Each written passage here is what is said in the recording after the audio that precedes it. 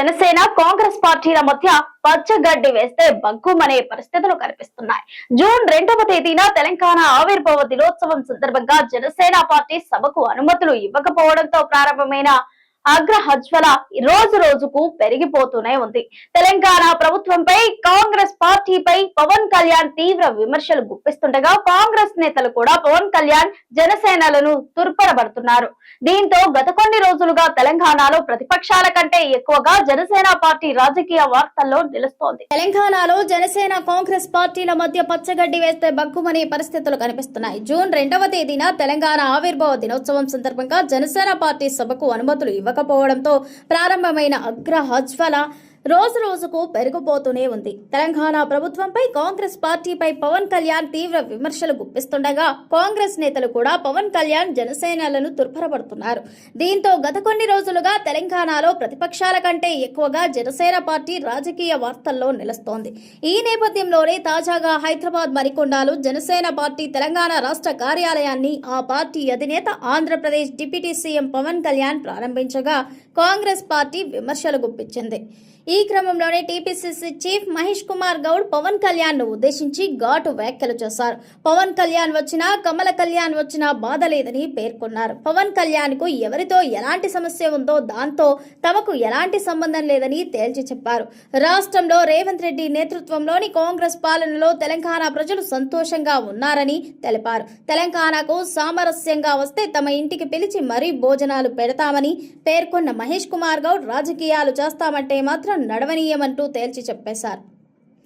ఇక ఆంధ్రప్రదేశ్లో అధికార కూటమిలో భాగంగా ఉన్న జనసేన తెలంగాణలో కూడా పార్టీని పటిష్టం చేయాలని నిర్ణయించుకుంది. తెలంగాణలోని గ్రేటర్ హైదరాబాద్ మున్సిపల్ కార్పొరేషన్ ఎన్నికలు రానుండగా జనసేన పార్టీ కూడా ఈ ఎన్నికల్లో పోటీ చేస్తోందని ఇప్పటికే ప్రకటించిన పవన్ కళ్యాణ్ ఆ దిశగా తెలంగాణలో జనసేన కార్యక్రమాలపై దృష్టి పెట్టారు.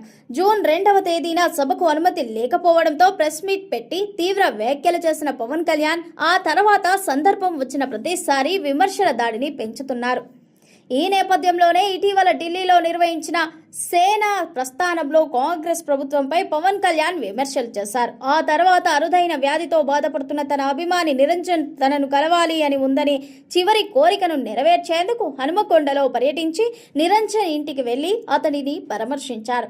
తాజాగా మణికొండలో జనసేన పార్టీ కార్యాలయాన్ని ప్రారంభించి తెలంగాణపై పూర్తి ఫోకస్ పెట్టినట్లు హింట్ ఇచ్చారు. తెలంగాణలో జనసేన పార్టీ ఉనికిని చాటుకునేందుకు క్షేత్రస్థాయిలో క్యాడర్ను బలోపేతం చేస్తామని ప్రకటించిన పవన్ అవసరం అయితే తానే రంగంలోకి దిగుతానని తేల్చి చెప్పారు. దీంతో తెలంగాణ జనసేన నేతలు సరికొత్త ఉత్సాహం నెలకొంది. పవన్ కళ్యాణ్లు వచ్చినా ఇంకే కమలాలు వచ్చినా కమల కళ్యాణ్లు వచ్చినా మాకేం బాధ లేదు. ఇవన్నీ కూడా కమల పువ్వుకి రెక్కలు. కమల పువ్వుకి చాలా రెక్కలు ఉంటాయి. అందులో ఒక రెక్క పవన్ కళ్యాణ్. ఎవరితో ఎవరికి ప్రాబ్లం ఉందనేది మాకు అప్రస్తుతము. ఈ రాష్ట్రంలో కాంగ్రెస్ పార్టీ కాంగ్రెస్ ప్రభుత్వము రేవంత్ రెడ్డి ముఖ్యమంత్రిగా, బట్టి విక్రమార్క ఉప ముఖ్యమంత్రిగా, మా కేబినెట్ మంత్రులు ప్రజలకు ఇచ్చినటువంటి వాగ్దానాలన్నీ కూడా పూరిస్తూ ముందుకు పోతా ఉన్నాం.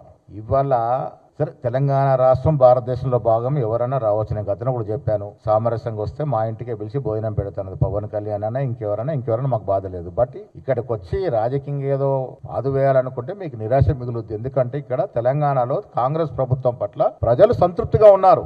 మీరు కింది స్థాయికి వెళ్ళి చూడండి, అర్హత కలిగిన ప్రతి పేదవాడికి ఇల్లు వస్తూ ఉంది. ఇది గొప్ప కార్యక్రమం.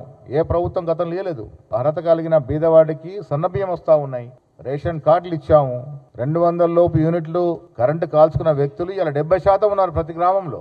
రేవంత్ రెడ్డి నేతృత్వంలో 5,75,000 కోట్లు గ్లోబల్ సమ్మిట్ లోనే వచ్చాయి. దానిలో 50-60% టేకాఫ్ అయినా ఎన్ని ఉద్యోగాలు వస్తాయో మీరు ఒకసారి లెక్కేసుకోవచ్చు. సో ఇక్కడ కాంగ్రెస్ ప్రభుత్వం, కాంగ్రెస్ నాయకత్వం సమర్థవంతంగా పాలన చేస్తూ పేదవాడికి ఇవ్వాల్సిన అభివృద్ధి సంక్షేమిస్తూ అభివృద్ధి వైపు అడుగులేస్తూ ఉంది. రైజింగ్ తెలంగాణగా ముందుకు పోతుంది. కాబట్టి ఇలాంటి వారు ఇక్కడికి వచ్చి ఏదో సాధిద్దాం అనుకుంటే అది అయ్యే పరిస్థితి లేదు ఇక్కడ.